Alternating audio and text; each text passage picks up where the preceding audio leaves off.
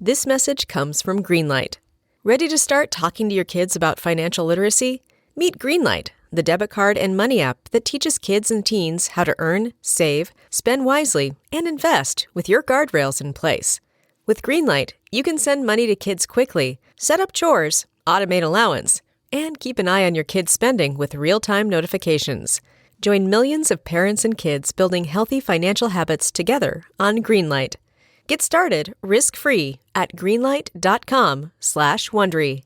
Looking for your best sleep ever? Sleep Number smart beds are literally made for you. They adapt to your changing needs. So whether you're dealing with sore muscles or running hot at night, your bed automatically adjusts for optimal comfort. Want softer, firmer, cooler, warmer? With personalized firmness settings and temperature control that cools up to 20 times faster than leading competitors, you'll get the perfect sleep environment every night. Why choose a Sleep Number smart bed? So you can choose your ideal comfort on either side. And now it's the Sleep Number Everything Smart Bed sale. Every smart bed and base are on sale during our Memorial Day event, up to 50% off, limited time, exclusively at a Sleep Number store near you. See store or sleepnumber.com for details. This is Ricey. You've been hearing my friend Josh Arnold, Mr. Money Talk, for years on the radio and Garage Logic podcast. With the new year approaching, I strongly recommend you sit down with Josh for your no-cost, no-obligation, 48-minute consultation on your investments, including your IRA and 401k. You can benefit from Josh's years of experience navigating different market and economic conditions, and he'll always give you straight talk and not sugar-coated advice. Give Josh a call now at 952-925-5608 to book your no-cost, no-obligation 48-minute consultation. That's 952-925-5608. You'll be glad that you did, and tell him Ricey sent you. Don't forget to ask, why is it 48 minutes, Josh? Investment services offered by Josh Arnold Investment Consultant, LLC, a security investment advisor. Past performance is no guarantee of future results. All investments involve risk. All comments and opinions are Josh Arnold's and do not constitute investment advice. Patrick Ricey is a paid endorser.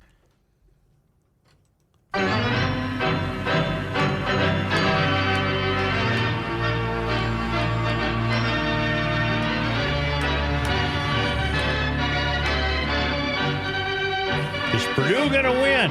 No, I think UConn will beat them. Although this Zach Edey gets treated very kindly by the officials for a 7'4" guy. If you lean on him, they call the foul on you.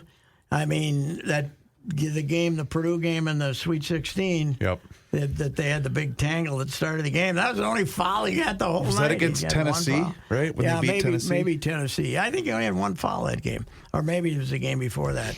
So they take good care of him. But this kid from UConn, who's 7'2", if they let him play on equal terms, UConn wins. UConn is really good. And they go to 8-9 deep, and they got a bunch of they got an all new team from last year, basically. I have a question about that. I was listening to a national show this morning. They were talking about, will Kentucky find a way to get Hurley? I'm thinking, why would he leave UConn to take the Kentucky job? Yeah, he's an Eastern guy. You know, he comes from there. His old man was a famous coach in New York City, right?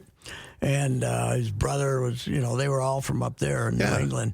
UConn will give him all the money he needs. Well, that's what I'm thinking. If he wins another title, he's going to coach there for 30 more years. Well, he's not that old, but he's old enough that he probably, 10 more years if he wants to. But they must be doing okay in the fundraising area because the NIL, they keep getting these highfalutin. And they don't need anything for football, so but I really think that he's a good coach, man. Yeah. They run some really good stuff, and they know what they're doing. I think they're a better club, and you know that it's a very interesting tournament, Joe. Everybody has transfers. I knew that the North Carolina State's top 6 were all transfers. All 13 of them are. Not all this year, but at some point, they were all transfers. It's a completely different animal. Back to the women for a minute. Yes. I've grown fascinated watching the women's coaches. Yes. Because a lot of them are odd. Yeah. Now, remember the Newhart show? Wasn't his secretary Marcia something? Yes. Well, South Carolina, no. Iowa has her as an assistant. Her assistant looks just like that person. Okay. And then this Dawn Staley. Oh, yeah, she's a beauty. What's she going to do when a Zach Edey shows up and plays for the other team? She's one of these, I think if you identify as a woman, you should be able to play on the team. Let's see her face, Zach Edey. I was very surprised that she said that, But, I think she just probably didn't want to take on that element. I would have said no comment if I was her. She has a savvy group of girls. And lots of them. Yes. That was the difference in that game was she played 9, and Iowa's got about 4 that can actually play. And then they got some, I'm going to say it, they got some chubby white girls on the bench who come in there and play 5 minutes. But she got a 6'7" girl who just can play volleyball under the basket.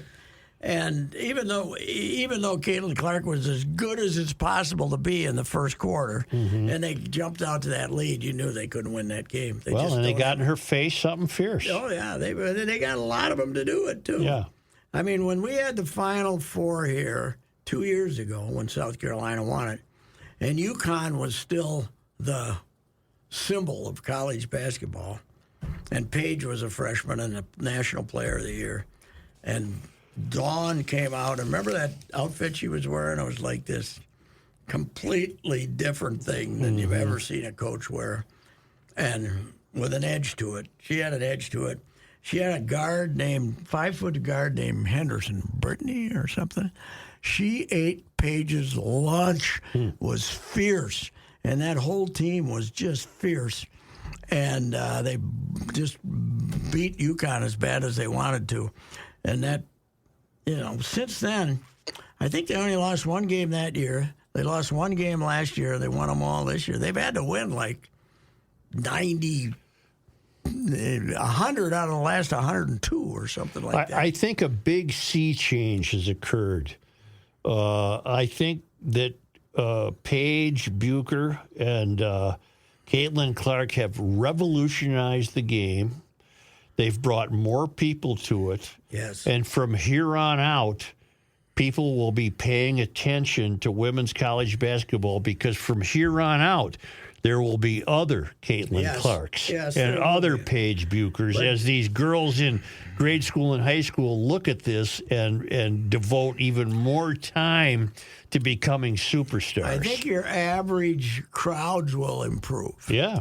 But you're not going to have this phenomenon again where people are paying $2,000 because she was the first time. She was. But there'll be others that are as good as her. It was heavens yes, there are now. Yeah. Juju Watson at Southern Cal is fantastic, but it's Fernando Mania. It's unbelievable. To tell the story again. I went down to see her in 2022. Well, you damn near invented her. Yeah. But there was a half a house in Iowa then, so there's 8,000 maybe. They announced 9, but there's half. They got a big arena and it was half full, and they were saying, "Look at all the people here." And 2 years later, they're paying whatever it takes to get in to watch her play all over the country. When she played here in the Big Ten tournament. The Star Tribune had some of their biggest days for hits on the website, just because people wanted to see what was being said about Caitlyn being here. It was just 2 weeks ago, wasn't it? Yeah, and it was constantly in the news. Yeah, I mean, that she was here. Okay, she's revolutionary. She is revolutionary. Beckers might have been, but Beckers was never like 30 a game type of scorer, right? And she blew out her knee twice too. So Whitlock had a great tweet about Clark. I don't know if you saw it yesterday. What she should do: come back for another year because she's got one more year of eligibility. Make $20 million in NIL, and then give the middle finger to the WNBA and retire. I thought that was pretty funny. Yeah, line. She loves to play. She does. Yep, you're right. She does. She loves it. She's well. Who has the draft choice to get her? Indiana Fever. Jeez. And somebody... They're already marketing her, by the way. Our editor, one of our editors made our guy who covers women's basketball, covers the Lynx, call up Cheryl and ask her if she thought they could make a trade for Caitlyn. Oh, my God. And Cheryl said, "You're going to really want me to answer that question?" Mm-hmm. He said, "There is no offer that could be made that Indiana is not going to draft Caitlyn Clark." They wouldn't take the Timberwolves in exchange for the rights to Caitlyn Clark. They wouldn't take A-Rod's stock for that, for Caitlyn Clark. And Cheryl said, "Don't be ridiculous." So good for her. But, do you really want me to answer that? But she's, she is. I was trying to think Fernando Mania, stuff like that. But this is for the entire sport. So it's and the fact of the matter is she's it's as an athlete. It's not Natalie Gulbis or somebody like that who's great because Laura Baugh or somebody like that just because they're gorgeous. She's Who's just the an golfer athlete. that everybody likes? Paige Sporanic. Yeah, she's not much of a golfer. I'm a huge fan. Yeah, well, Paige, doesn't she even get in a tournament? I don't give a damn. I don't care to admit. I'm going to admit this. What do I care? I've never watched women's college basketball before this year. Yes. I like the way they play. They play like maniacs. Mm-hmm. They're fast. They crash into each other. They go diving into the end zone. I liked the game. I liked the way they played. Reaver's alma mater's women's team, which they won the national Division championship. II. Did you watch them by chance? No. Oh. Have you? It is the most. I'm drawing the line here. I'm not going to start watching everything. And the quality of play compared to the top of D1 is. I mean, there's probably 200 Division I teams that they could defeat, but. There's 350 Division I teams. But the defense they played was the damnedest thing. They basically, every time somebody got the ball, they attacked them with two players, chased them all over. I've never seen anything like it. I didn't catch all of the game, but I did see some of it. I saw them twice. I hadn't seen them before. Oh, it was. That's the most, and they don't care. They'll foul you. They'll do anything.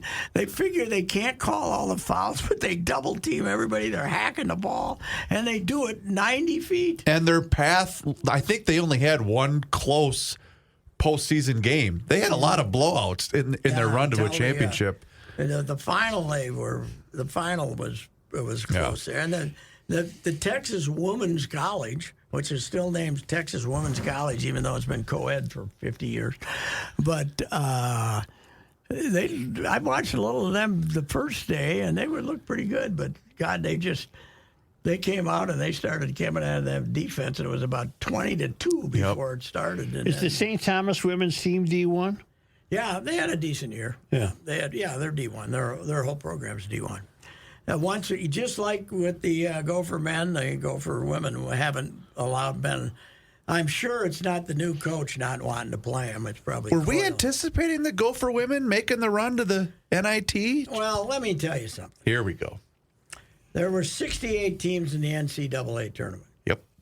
Then the NCAA this year, in the name of gender equity, because they sponsor the NIT for the men, which is a 32-team tournament, they established the WBIT for the next 32 teams. So Joe and I can both do the math. 100 teams. Okay. The NCAA took 100 teams. The WNIT is owned by a place called Triple Crown in Fort Collins, Colorado, and that's why they didn't name it the WNIT, because they didn't want to give these people money for the name. Okay. So we were among the 48 that agreed to play in the WNIT. I see. So we were fighting to be number 101 in the nation, but we ended up 102. So. 102. Okay. Yes. Defeated by the Billikens. And it was, you know how the home court is decided in the WNIT? By bid. Not by seeding. Whoever is going to guarantee the Triple Crown Sports from Colorado the most money. But it must not have been much of a bidding contest the Gophers couldn't play here because they had the state high school robotics championship. They didn't have space. No, it was at Mariucci and Williams Arena. Wow. They couldn't move it. Well, this school, St. Louis, something was in their arena. They played it at Southern Illinois, Edwardsville, 30 miles out of town. Wow. So, but we got it whipped out. I love the Billikens as a nickname, though, don't you? I don't even know what it means. It's a bird, isn't it? No, it's a monster. Or a monster. Oh, isn't it? It's a great nickname. An unknown creature that was out in Missouri. You have family. I now have people that attend there. Mm-hmm. Oh, really? Yeah. Wow. Yeah. It's a Catholic institution, is it not? I believe it is. Yeah. Yes. I thought that they would wind up in the Big East with those other Catholic institutions, but they're sticking it out in the. They apparently don't have much of a men's program. Well, they did when Majerus was there. Majerus was there, and they won some games, but they have declined substantially. And I think they had a good year when Majerus first left, and then they left. I think he died on the job. Yeah, he did when he was still coaching. There, right? Does he have to pause? No, but I have been waiting. Oh. I have been waiting all weekend to play this for you, too. I'm pretty sure Patrick has already heard this clip. But I know who now listens to Monday Night Sports Talk regularly because this young man has the same theory as the mayor of Garage Logic. Are you ready? Mm-hmm. Ozzie Guillen on injuries. Mm-hmm. It seems like it's the same way. You mean like... running the bases. Running the bases. Everything is about legs. I don't know. Yeah. Like I always say, John Krug say, fat, never pull. You can't pull fat. Nope. You can't pull fat. All those eat right. Yeah. Be careful what you eat. Don't eat cheeseburgers. Here's the nah, man. I remember those guys go here drinking 6, 7, 12 Budweiser, give me 3 hamburgers and go get it, boys. Didn't go on the injured list. And they play all year long. Yeah, so I don't know. It's very confusing. Well, he's right. He's right. He's right. You haven't lived until you hear, and I have access to it and remember to listen to it once in a while, the White Sox post-game show. When the White Sox lose 100 games for the third time in franchise history, he just vilified them, the organization, the players, day after day. He would never get a job at BSN. No, God, no. In fact, there's a guy, Patrick, and I think we used to have him on. He covers the White Sox, or he's a Chicago sports writer. But he said today's White Sox embarrassment, because I think did they play the Tigers over the weekend? Or no, they were playing the Royals this weekend. Yeah. The game was blacked out inside the stadium. You know, they have the broadcast rights where you're out of the viewing area and it says, yep, the game is blacked out at the stadium. They couldn't even show it on TV. They couldn't say replay. Oh, man. They are going to be hilarious to watch this summer, the old Whiteys. I can't, and he went to coach the Marlins, and then he paid tribute to Castro, Right. So they had to fire him because all the Cubans were those 400,000 Cubans who used to live with Fidel when he first took over. They're not big. He's not real popular with them. That quote should be in every clubhouse. Mm-hmm. Fat don't pull. Yeah, fat don't pull. Fat don't pull. Well, their greatest team, one of their great teams was the '83 Fat Sox. I call them the Fat Sox. Remember they had 8, 9 huge guys. They were. Was that Tony? Was LaRusso the manager? That was when Lozinski came looking for me because I called them the Fat. I said this could be the Fat Sox scandal. They could end up throwing the World Series for a bag of Cheetos, and it's pretty funny, I thought that's pretty good. Fat guy making fun of fat guys, and he came looking for me in the dugout. Luckily, I was upstairs, because I don't think that would have been a fair fight. I would have just said, if I were you, I've never heard of him. I don't know where he is. Because he didn't know who you were. No, I don't know. He didn't know where I was. No. That's when they had drawings instead of. Have you ever done a power rankings of athletes coming after you? I'd read that. I haven't had many. Ron Jackson. Papa up. Ron Jackson and Greg Lozinski didn't. that was down in the dugout, and I was upstairs. Oh, okay. I've only had 2 Vikings, Brian Yerry and Jim Marshall. Okay. Wow, that's pretty. Marshall? What'd you do to make him Threw a mad? football at me, and if it would but have, he was doing that to be. yeah, but if it would have hit wasn't me, I mad would at have you. died. He wasn't mad at you. He didn't like the presence of anyone there from the press, so he threw a football. I could hear it. It was like a bullet went by. You know? He could chuck the pigskin, huh? And Yerry threw a shoe at me. Big deal. But was Yuri mad at something, or just He just again get the out locker of room here. clown? Yeah, Okay, yeah. But I thought Bud didn't No, you cuss? Yerry was mad at me because I was hard on Tarkenton. No, he didn't like Tarkenton. Well, then Maybe you were too kind to Tarkenton. maybe that was it. Yeah. maybe that was it. I don't know. He and Tarkenton couldn't stand each other. Yeah. So supposedly, I mean, I didn't cover him that much, so I don't know. It's a shame the highest payroll in the history of the world has to be here tonight with 3 days of ridiculous. terrible weather. Yeah. It's ridiculous. It's second time they've been here since the new system started, Yeah. where you play everybody, Yeah, and then both times in April. yeah. And you This know has what? got- You know what we're learning? I said this a month ago.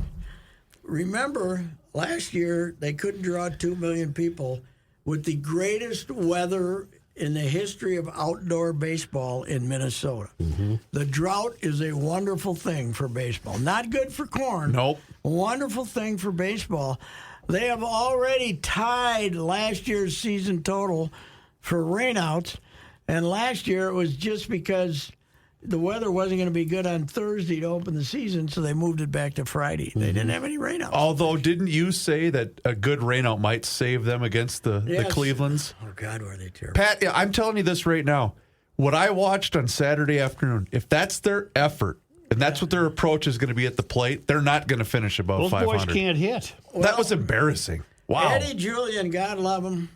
I got to send him back to St. Paul and tell him, you go over there, and if you go a week without taking a third strike, we'll call you back. Yep. But if you have to learn that if a pitch is 2 inches off the plate with 2 strikes, you got to swing it. Yep. And if the umpire's wrong, you know what? He complains enough that they're now going to ring You him haven't up. earned it. Yeah. They're now going to ring him up. So it's ridiculous. But 2 games, world-class statistic. I mean, everybody's seen it. 29 strikeouts and 0 for 23 with runners in scoring position. And I swear to God, if Byron Buxton has a runner at third with 1 out and he tries to hit a home run again, I am going to lose my mind. Send him to St. Paul. I don't think you can, though. Can you? Unless he's hurt, which might happen. Well, hang on. Right. Well, his we assumed that his struggles at the plate last year, striking out all the time, had something to do with being a DH. It's just the way he swings now. He's trying to hit a home run every hit a home time. run. Yep. So And they What's should. wrong with a double? nothing's wrong with it. I like a double. How about a sacrifice fly? What's wrong with a single with a runner on third? Nothing. What's Nothing. wrong with just putting the ball in play Yeah. with the runner on? And I've been done with Max Kepler for about 2.5 years. They should have traded him last offseason. The man, yeah, I don't think they could get anything. You don't But think so? The manager, he's going to be a free agent. Yep. The manager was really down on him halfway through the year. He was ready to get rid of him. I think I heard this secondhand. And then he had a pretty good last 2 months. But I got to think they spent this spring saying, okay, Polanco and Kepler, we're going to trade one of them, whoever. But they couldn't get anybody to take Kepler off their hands. Sure. I'm a little worried about the fellow from Forest Lake too, Wallner, Yeah. because he struck out a lot in the minors, and he, we might have seen the best 2 months he has to offer last year. Who knows? When will Lewis be back? 2 months. God almighty. That's not good because we can't keep doing Castro at third base every game. No, what is it? Why did they call up this Austin Martin and then not play him? Yeah, or have Farmer play third base. Well, they called up today. Jose Miranda. Oh, boy. They put one of the relief pitchers on the disabled list, Duarte. I don't think there's anything wrong with him. It's one of those make a spot on the roster things. Gotcha. So Okay. apparently they feel that they can get by with 12 pitchers for. Are you going to the yard tonight? Tomorrow night. I'm not going tonight. I have to get benediction, however, from my granddaughter to not go to her confirmation Tuesday night in order to go to the ball game. But I think if I up the gratuity from $20 to $50, she'll be okay with it. Okay with it. Yes. Confirmation isn't the big deal it used to be.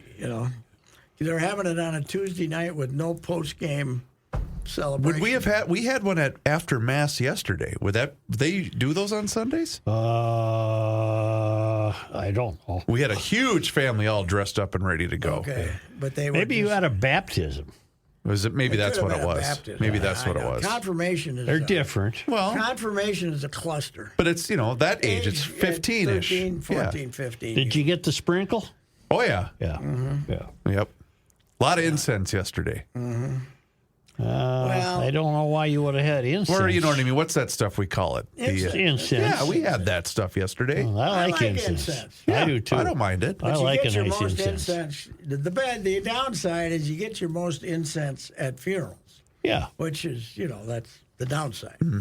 Because you're there for a funeral. Right. Instead of a celebration. Right. But, I don't know. She'll be fine with it. I don't know.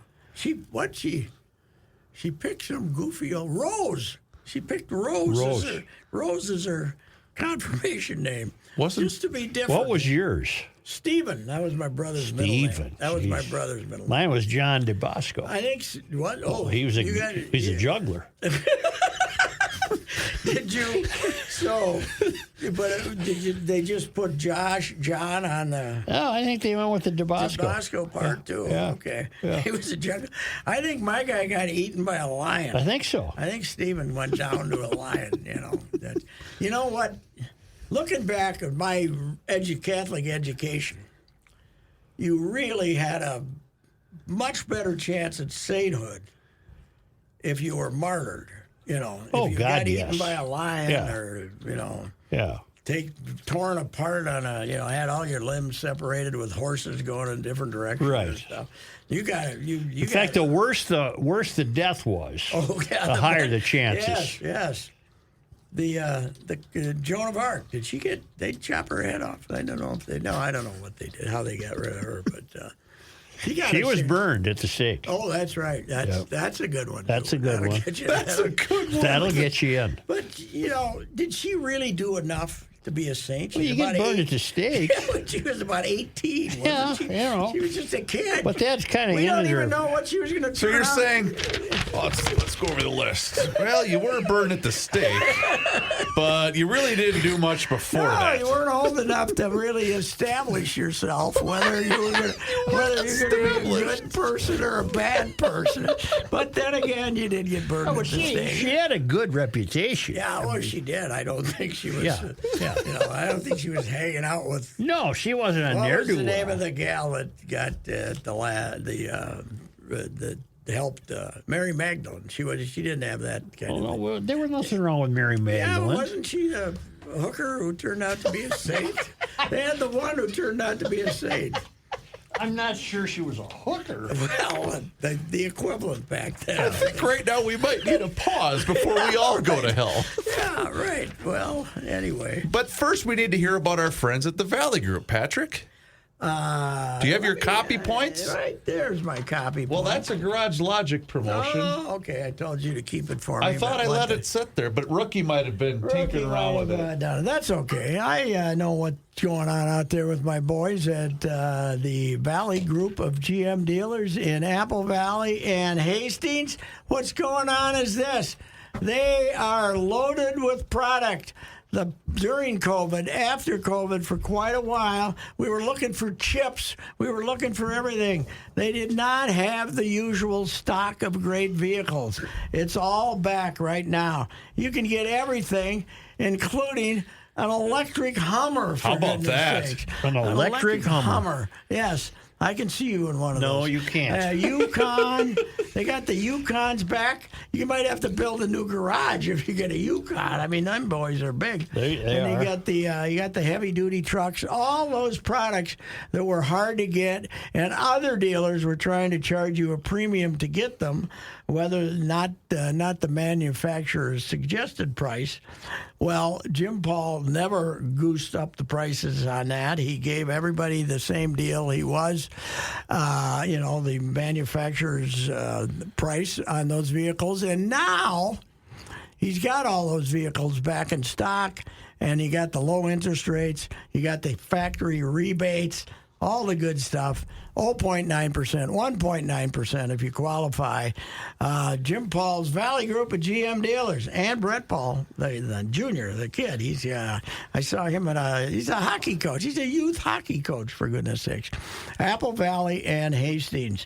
Check them out. They got full inventory these days. Roland.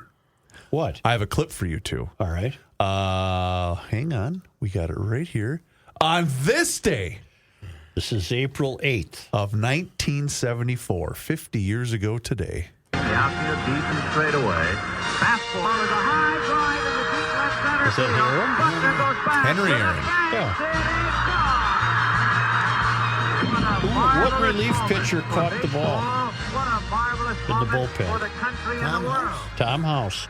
And what was the sign behind him on the outfield wall? Can't remember. Think of it as money. Really? Yeah. Is that right? How do you? I'm watching it. How do you remember that? It was a pretty major event, I wasn't it? suppose. Yeah, I suppose. It was, and it was a big controversy because where were they to start the season? Cincinnati, Yes. and they planned not to play him. Oh, is that Because right? I think it was tied. Was it tied going into the year, or did he hit a home run the first day and tie it? And then the Braves weren't going to play him. I can and look it the up. commissioner made him play one of the last two games they played in Cincinnati. And it hit the home run. resulted in one of the great quotes in baseball history. I didn't know my mother could hug so tight. Oh, really? Look, Henry you could said have that? wrote a whole column based on that yes. quote. That is. Were they that is a sending pretty good quote. guys from here to go cover this? I I was can't remember. PO'd that I wasn't covering. That's what I remember. Okay. I was in a press box when he hit it someplace. So April 8th, I remember watching it on TV. So what was the Twins home? I don't know. Were the Twins All home right, then? so I've got it here. They opened the season at Cincinnati on the 4th, then they played again on the 6th and the 7th. Okay, did he hit a home run on the 4th to tie the record, perchance? I can look that up, but April 8th was the lid lifter for a 4-game set with the Dodgers. Yeah, they wanted to pack him in Atlanta, obviously, and that was Bowie, I think. Bowie was 50 years ago today. wow. Jeez, where'd those times go? 50 years ain't what it used to 50 be. years ain't what it used to be, Pat. No, it ain't what it used to be. Do you know that I'd forgotten how late it was? The Twins' first ever game here, I was looking it up, first home opener, I went with my dad, April 21st. I know a guy and wrote a they- book about all that. And they opened in New York on April 11th. Yep. That made more sense. Were they playing 162 then? Yes, that they started in 1961 when they Okay. started playing 162, which was ridiculous. Mm-hmm. It's ludicrous. that What we're did it used to be? playing 156? 154. 154. They added 8. I don't know why, because they didn't want to lose home dates with the Dodgers or something. I don't know. It's asinine that the Dodgers are here. They're going to draw. If they were playing here in July, they'd draw 38,000 a night. They won't draw 38,000 in 3 days. Most of the outdoor openers at Met Stadium were after April 15th. And as the guy who wrote the book about Met Stadium, what was the other amazing fact about baseball in April at Bloomington? They never played a night game. Yeah, no night games. Now, once in a while, if you were home on the last weekend of April, they would play a Friday night game. But in September, I think maybe a week after Labor Day, then they all played day games then too, because there was no regional TV to worry about, and the crowds were. In September baseball, you could be fighting for the pennant, and nobody would show up at the weekday games because they all were going to work. Yeah. So, and TV was not you didn't have local TV. And if there were people there, Lee Ely would have said, "Don't these people work?" I got to tell you a story about a great coincidence that I find interesting. Even if, the date in 1976, September 25th or 26th, I'm scoring the game. Yeah. I think we used to get like $40 or $50, which was wow. And there was like 4 of us that did it and split it up. And I'm the scorer, and then the first inning, the California Angels are here, and they got a guy named Dave Collins, center fielder, leadoff hitter, ran like a rabbit. I think he was from Rapid City, South Dakota. And he hit a chopper down the first base line. Carew catches it, flips it to Goltz. Goltz drops it, but I think that Collins had it beat anyway, so I call it a hit. Mm-hmm. First batter of the game. And with 2 outs in the 9th, that's the only hit. And they've called me 2 or 3 times from the dugout saying, Carew says it's a hit. But there's no replay. You can't, you can't look at anything, and I'm saying it's a hit. And then the fans there's no fans there. There's 2,000 people there, but the fans are coming up. Yeah, we're going to change that. They're screaming. And then down behind the dugout, they're waving, hey, you change it. And Mario Guerrero gets a single with 2 outs in the 9th, and I get up and cheer mightily. Yeah. Well, Sarah Johnson, who's a member of SABRE, which is basically a baseball research group, writes a story on this for the SABRE website about scoring and about this, and specifically this situation. She talked to me about it. And I said, I explained it. Really, how do you change it? Because you can't see it. But now she's one of the 3 scorers for the Twins. Really? She's scoring the game on Saturday, right? Saturday. Okay. And is this the Kirilloff? Kirilloff hits kind of a semi-rocket down first base. And the first baseman was Josh Naylor, and he kind of flinches, and the ball goes through him. And he gets to third base, and everybody assumes it's a triple, and she calls it an air 3. Really? And so it kind of stays that way, and then she watches it, and I'm sure she's having people advice. So, like the 3rd inning, it's an outs, they change it to a hit. Oh. Triple. 2 outs in the 9th, it's the only hit. It's until Correa got the single. The one that was changed. Really? So I say that's a coinky-dink. It really is. And then Correa hits a little single up the middle. And in fact, I was rooting mightily that the Twins got 1 hit. Then that was the. I said Mario Guerrero and Carlos Correa are in the official scorers Hall of Heroes, Hall of Heroes, because they saved us both from having to explain it. So, anyway, I have the box scores from 1974. Henry did hit a home run. He was 1 for 3 on opening day, and that tied him in Cincinnati. Which tied it. And then the Braves announced he wasn't going to play. And then on the 6th, he did not play. He did come back and play on the 7th. They made him play. And he went 0 for 3. But guess who did hit a home run in that game for the Braves? Darrell Evans playing third base. Who else is in the lineup? Is Joe Adcock in the lineup still? Probably not. Let's see. We've got, I got your lineup here. Ralph Garr. Yeah. Mike Lum. Darrell Evans. Oh, boy, they were flattened out. All the phenoms, or the guys that won the World Series with him in Milwaukee were long gone. Henry Aaron was cleanup. Batting 5th was Dusty Baker in center field. Dusty I'll Baker. be damned. Davey Johnson was your second baseman. Future manager Johnny Oates was your catcher. And Craig Robinson was your shortstop. They weren't very good, were they? On the mound was Phil Niekro for the Braves. And Al Downing gave up the home run, right? Al Downing. I believe so.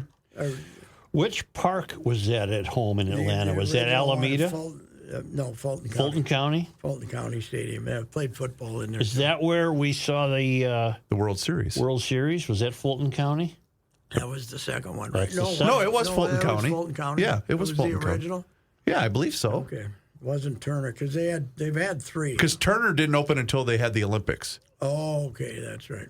That's right. When the Hawk said to me, "See that field out there? Those players would really be screwed without that field." Yeah. I got a. There's a great Ralph Garr, Dusty Baker story that my friend, the late great Jerry Fraley, who's going into the Hall of Fame this year as a sports writer, baseball writer, told me that Dusty and Ralph were walking from chapel. They had the Sunday chapel, they had chapel. And Ralph and Dusty came down the corridor, and they were going through the dugout and going out to BP. And they were arguing about some item of Christianity.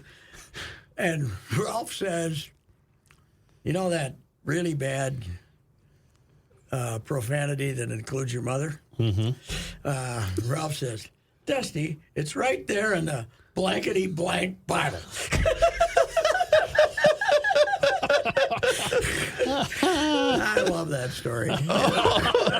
Well, Does that take away all the points that you that you have? if you got burned at the stake, you are then not going in with all that And profanity. erase them going to chapel. That's right. Yes, right. You lost your points for going to chapel. Yes, sir.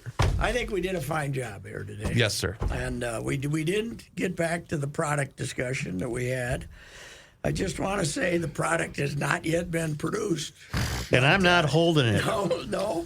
And I can confirm he did take the weekend to think about it. Yes, I he did think about it. Yes, I'm sure. Didn't take me long.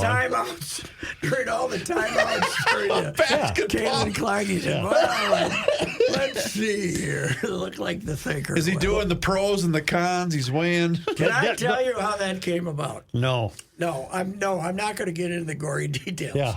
But when you're going to sleep at night, you kind of think about the projects that the stuff that's going on. Got stuff to do. The to-do list. And I'm thinking, how the hell am I going to do that? I don't even. I need an extra set of hands. And I said, oh, wait. We can get Joe involved, and that'll be worth it. We can get Joe involved, and that'll be. So how are we going to get Joe involved? So I must have been up for another 10 minutes trying to figure out how to get Joe involved. Well, you told it well Friday. You reeled them off. Well, Reaver's got little kids, and Rookie's busy at the airport. And, Kenny, I've already bothered Johnny with all my Kenny and streaming. John, they're not even coming down here. Yeah. Well, Joe, what do you think? Yeah. And the answer is no. Anyway, that's how it came about. It wasn't spontaneous. It was well thought of. Yes, sir. All right. See ya.